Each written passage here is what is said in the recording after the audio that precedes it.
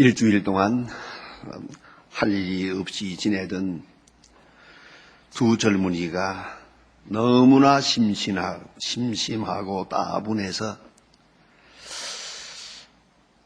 오는 휴일은 좀 화끈하게 재미있게 신나게 놀자고 그렇게 약속을 했더랍니다. 그리고 둘은 예껏 생각하다가 도박장으로 가기로 했습니다. 도박장으로 가는 길에 교회가 하나 있었습니다. 교회를 지나갈 때 교회 문 앞에 있는 게시판을 보았습니다. 그 게시판에 죄값은 사망이라고 설교 제목이 거기에 그렇게 쓰여 있었습니다. 한 청년은 이 죄값은 사망이라 하는 말씀을 보는 순간 발이 딱 붙어버렸습니다. 움직일 수가 없습니다. 내가 도박장으로 갈 수 없다. 그래, 큰 충격을 먹었어요. 죄값은 사망이다. 그래서 그는 교회로 들어갑니다. 예배하러 교회로 들어갔는데 또 한 청년은 그대로 도박장으로 가버렸습니다. 두 사람은 여기서 갈라졌습니다. 이후로 30년 후에 그 교회로 들어갔던 그 사람은 스테븐 글로버 클레블랜드라고 하는 미국의 제22대 대통령이 됩니다. 대통령 취임식 하는 날 도박장으로 갔던 그 친구는 감옥에 있었습니다. 감옥에 있으면서 대통령 취임식 소식을 들으며 가슴을 치며 울었습니다. 인생은 언제나 선택입니다. 계속적으로 선택해야 합니다. 여러분, 요새 냄비 하나 잘 사면 어떻게 되고 냉장고 하나 잘 사면 어떻다고 해서 선전하는 데 보니까 그러대요. 순간의 선택이 일생을 좌우한다고요. 정말입니다. 순간의 선택이 내 일생의 운명을 좌우하는 것입니다. 여러분, 생명은 선택입니다. 인격이란 선택의 자유를 가졌다는 뜻입니다. 선택의 자유를 가지지 못한 자를 우리는 비인격자라고 합니다. 또한 선택의 기회가 주어지고 있다는 뜻입니다. 오늘도, 아니 이 시간에도 어떤 악조건에도 내가 선택해야 할 기회가 내 앞에 주어지고 있습니다. 그러므로 인격자요, 그러므로 인간입니다. 그런데 이상한 것은 어리석고 우둔한 사람들은 선택의 자유가 없다고 말합니다. 이룰 수밖에 없었다고. I had no choice. 정말 그렇습니까? 선택의 자유를 포기할 때, 아니 선택의 자유가 없다고 할 때 그는 벌써 인간이 아닙니다. 선택의 자유를 항상 확실하게 느끼고 선택하고 책임지는 바로 그것이 인간입니다. 여러분 스스로 생각해 보세요. 지난 1년도 생각해 보세요. 그럴 수밖에 없었다. 그 길밖에 없었다. 혹 그런 변명을 한 일이 없었습니까? 다시 이제 생각해 보세요. 선택의 길이 없었습니까? 얼마든지 다른 길이 있었습니다. 그런데 내가 잘못 선택권을 포기하고 마치 노예된 것처럼 불가피한 것처럼 끌려갔던 거죠. 그건 아닙니다. 선택받은 자. 선택받은 자의 길을 하나님이 인도하십니다만 선택받은 바를 선택해야 할 책임이 우리에게 있는 겁니다.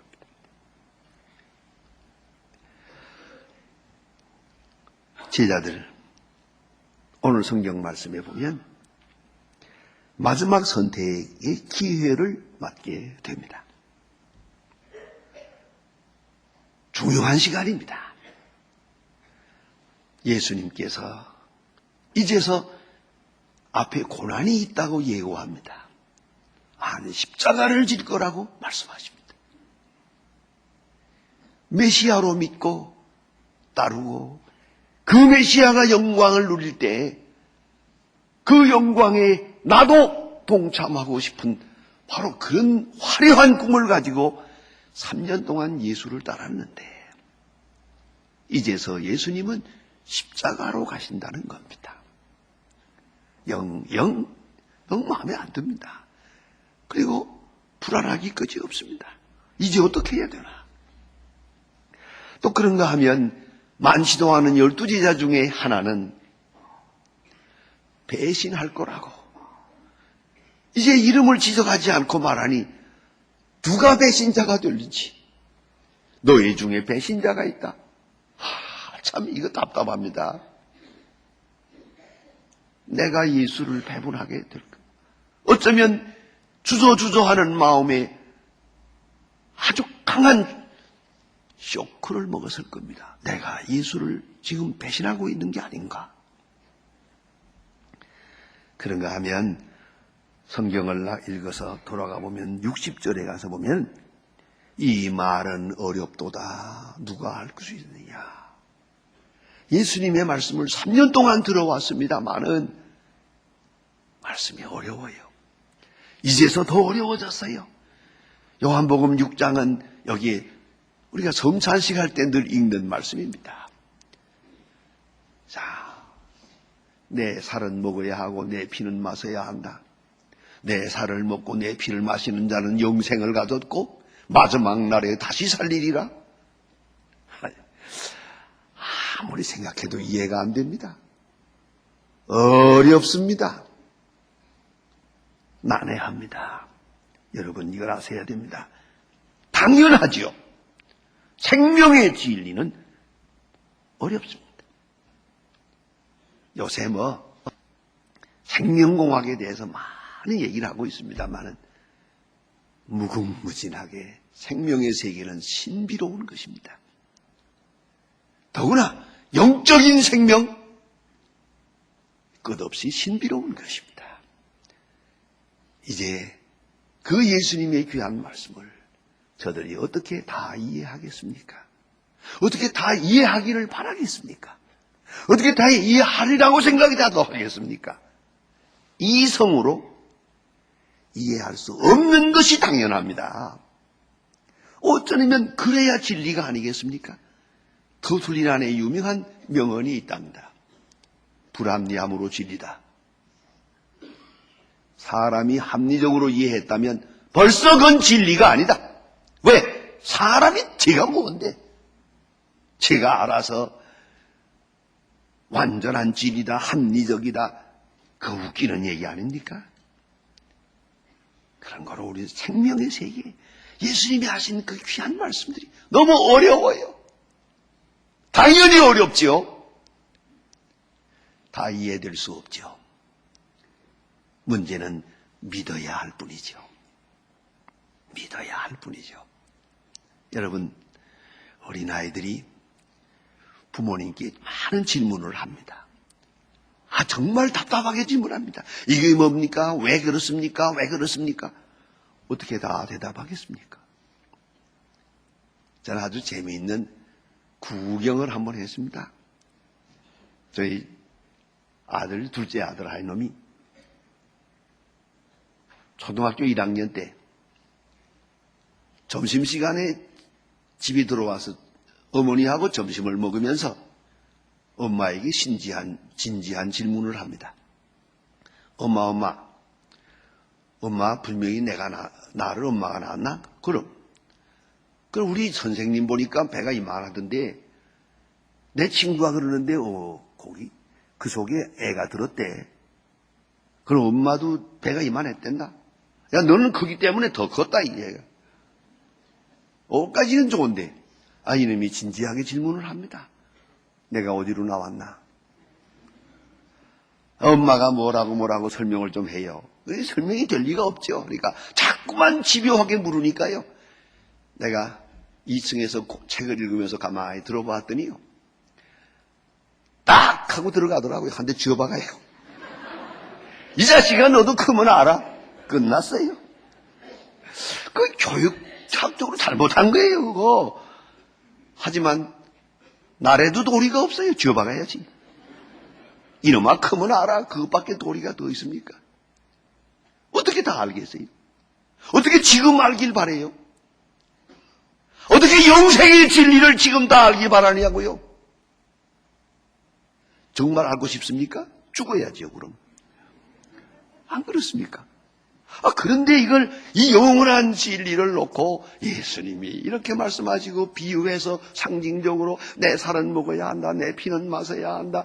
이런 말씀을 하니까 이 제자들이 말이에요. 이게 알 수가 없다. 도대체 모를 소리다. 물러갑니다. 많은 사람이 물러갔지요. 또 63절에 보면 살리는 것은 영이니 육은 무익함이니라. 아리송해요. 이 사람들은 세속적 욕망을 가지고 따랐는데 그건 포기해야 하는 것 같거든요. 이래서 고민을 합니다. 66절에 보면은 많이 물러가더라. 그동안 따라다니던 사람들 예수님의 인기에 취해서 능력에 끌려서 매료돼서 또 예수님의 그 귀한 말씀에 그 교훈에 매료됐던 사람들 다 떠나갑니다. 다 떠나갑니다. 이 시점에서 예수님께서 제자에게 묻습니다. 너희도 가려느냐?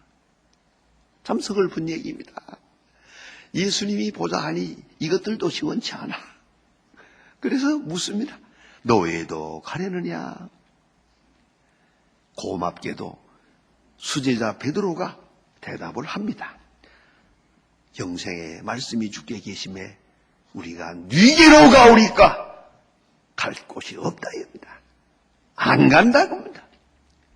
믿고 알았습니다. 그럽니다. 핍스카멘 그리고 가이에고카멘이라고 아주 유명한 신학적으로 중요한 용어입니다. 과거사 믿었습니다. 벌써 믿었습니다. 그러므로 현재 알았습니다. 아주 중요하게 믿고 알았습니다. 그렇습니다. 믿어야 할 부분이 있어요. 이건 믿어야 돼요. 이건 믿어야 할 부분이지 내가 다 알 수는 없는 거예요. 다 비판할 수도 없고. 그렇다면 더구나 생명의 문제에 관해서는 믿고 그 결과로 알았습니다. 그 고백이 가장 확실한 신학 논리입니다. 영생의 말씀, 영원한 생명의 말씀이 주님께 있음에 이걸 내가 알았습니다.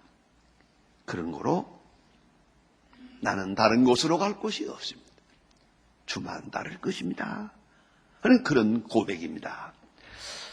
좀 어려운 얘기입니다만은 여러분 성경을 읽을 때 어떻게 읽습니까? 마태, 마가, 누가, 요한 이렇게 읽어요. 저는 어렸을 때 이게 궁금했어요. 아니 이게 예수님, 어떤 사람은 성경 처음 보면서요 예수님이 3번 왔던 줄 알더라고요. 왔다가 죽었다가 또다시 왔다가 또 죽었다니까. 그래, 그거 순진한 마음이죠. 그래서 생각이, 아니, 그거 왜 4개를 기록했나? 하나로 모아서 하나 만들지. 그 정말입니다. 이거 하나 만들려고 노력한 사람이 많아요, 역사에. 많은 사람들이 이걸 모아서 하나를 만들어 보려고 그렇게 애썼는데, 다 실패했어요. 안 돼요. 그렇게 되면 원 진리가 망가져요. 그럼 왜 넷이냐? 다 하나님의 오묘한 섭리가 있다고 생각해요. 이제, 여러분 한번 신학도가 된 마음으로 한번 같이 생각해 볼까요? 성경을 이렇게 보면요, 마가복음적 신앙이 있어요.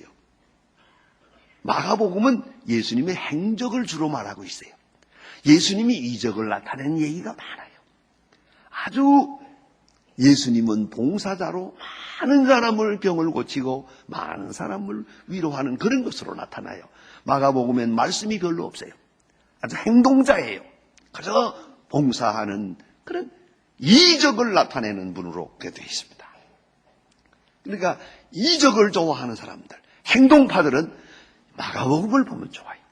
그런가 하면 누가복음적 신앙이 있어요.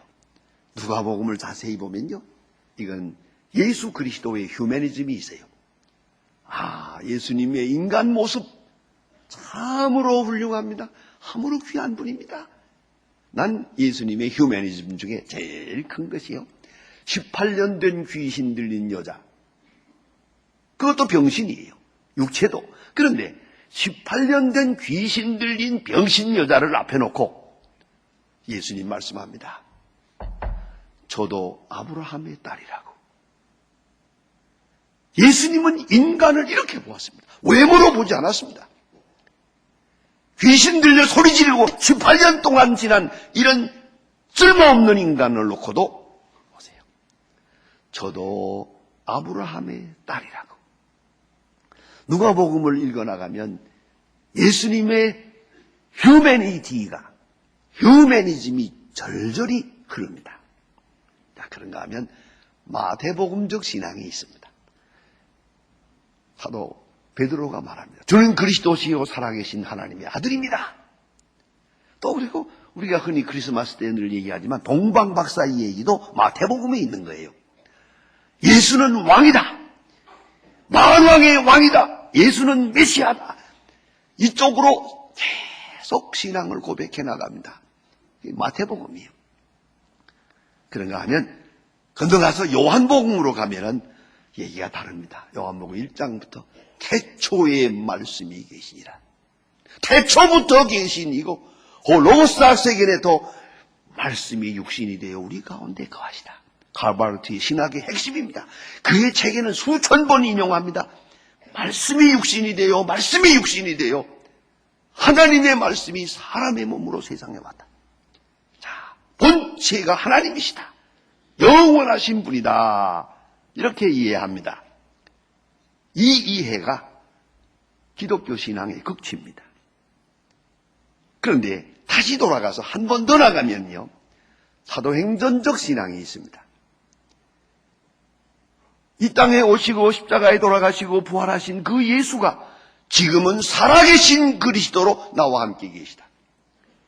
난 사도행전 3장을 가끔 좀 읽어보면서 늘 나 혼자서 웃고 놀라곤 합니다. 베드로가 성전에 올라가다가 미문에서 나면서부터 안준뱅이 된 사람을 만납니다. 이 사람이 보통 사람 똑같이 그저 손 내밀고 구걸을 합니다. 돈 달라고 구걸하는 사람을 앞에 놓고 은과 금은 내게 없다 그럽니다. 그때 거지가 뭐라고 했겠습니까? 은과 금 없으면 그냥 지나가. 뭘 여러 가지 말을 하노? 그렇지 않습니까? 누가 뭘 하나? 그러나 말을 합니다. 내게 있는 것으로 내게 주노니 일어나라. 벌떡 일어납니다. 남들 생각을 해봅니다. 안준뱅이가 놀랐을까? 베드로가 놀랐을까? 구경꾼이 놀랐을까? 나는 목사이기 때문에 나는 언제나 그쪽에서 봐요. 베드로가 놀랐을 것 같아요. 그 기절 안 한 것이 용하요? 얼마나 놀랐겠어요? 아니, 저 사람이 안준뱅이 이렇게 해달라고 한 것도 아니잖아요. 구한 것도 없어요.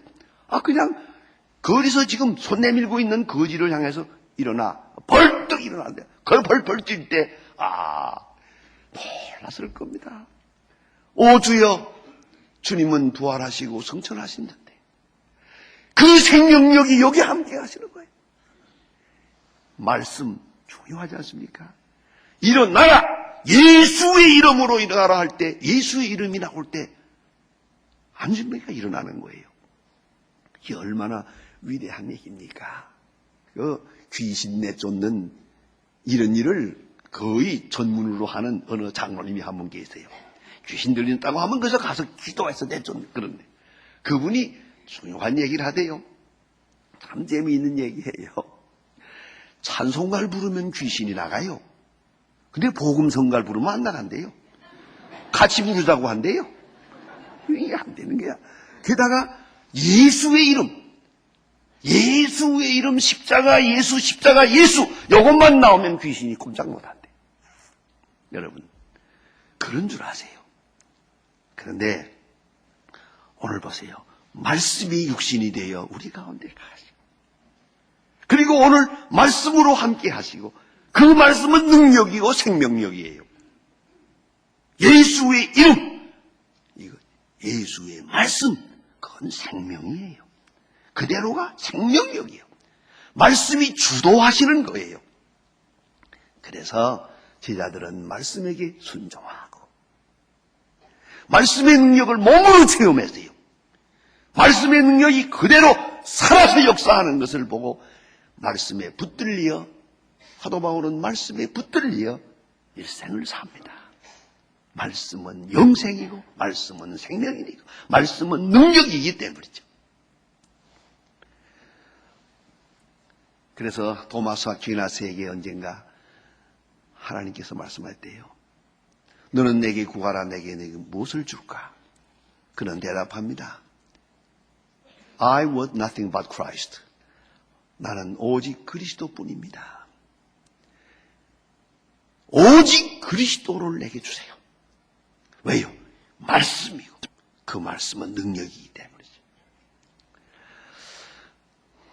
한 독자가 영국 신문사에 이런 좋지 못한 글을 보냈답니다. 저는 교회에 30년 다녔습니다. 그러니까 한 3,000번 설교를 들었습니다. 그러나 내 귀에 기억되는 것이 아무것도 없습니다. 이거 실망적입니다.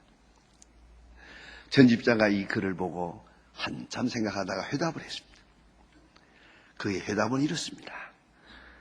나는 결혼 후 30년 동안 제 마누라로부터 음식을 얻어먹었습니다. 근데 아무리 생각해도 내가 뭘 먹었는지 모르겠습니다. 그러나 내가 지금 살아있습니다. 여러분, 설교를 듣고 너무 많이 기억하려고 그러지 마세요. 또 뭘 이렇게 기록하려고 하지 마세요. 왜요? 좀 잊어버려야 내가 그 다음 시간에 또 말하지. 그러나 중요한 것은 심령이 자란다는 것입니다. 듣고 잊어버려도 좋아요. 그러나 내 영혼은 자랍니다. 성령이 역사해서 필요한 때에 필요한 말씀이 기억나게 하실 겁니다. 여러분, 내가 이제 인종을 맞을 때 하나님의 말씀이 내 귀에 들려와야 됩니다. 그 말씀 붙들고 우리가 하나님 앞에 가는 거 아니겠습니까? 여러분, 깊이 생각해야 합니다. 저는 며칠 전에 좀 필요한 일이 있어서 사진관에 가서 사진을 하나 찍었습니다. 그 사진관에 있는 청년 하나가, 잘생긴 청년이 제게 와서, 목사님, 제가 고민이 좀 있습니다. 이게 뭔데요? 제가 목사님 심호하실 때 2년 동안 교회에 나갔습니다. 제가 참 좋았습니다. 행복했습니다. 그런데 지금 제가 좀 이사를 하고 뭐 이렇게 하면서 또 직장도 바꾸고 하고 요새 제가 주일날 교회를 못 나갑니다. 처음에 이상합니다요, 목사님. 처음에 6개월 동안은요, 마음이 괴롭더라고요, 교회 못 나가니까. 6개월 지나가니까 심상하더라고요. 또다시 6개월 지나가니까 그 다음엔 벌써 내가 술집에 앉아 있더라고요. 이상합니다. 말씀을 듣지 못하니까 이제는 죽을 지경입니다. 그래요. 여러분, 생각해 보세요. 이 말씀이 없이 내가 전혀 살 수가 없다는 걸 알아야 돼요. 영생의 말씀이 죽기 있음에 내가 네게로 가오리까. 삶의 힘이 있고 삶의 지혜도 거기 있고 삶의 활력도 능력도 소망도 지혜도 그 말씀 속에 있는 거예요. 베드로와 제자들은 그리스도를 통해서 많은 것을 얻으려고 한 줄로 압니다. 그러나 이제 모든 소원은 다 접어도 다 사라지고 오직 말씀 중심적 신앙, 말씀 중심적 생활 양식, 말씀 중심적이에요. 그래서 우리 믿는 사람들은 우리가 이 일주일 계획을 짜도 꼭 주일을 중심해서. 왜요? 이건 절대 우선이니까.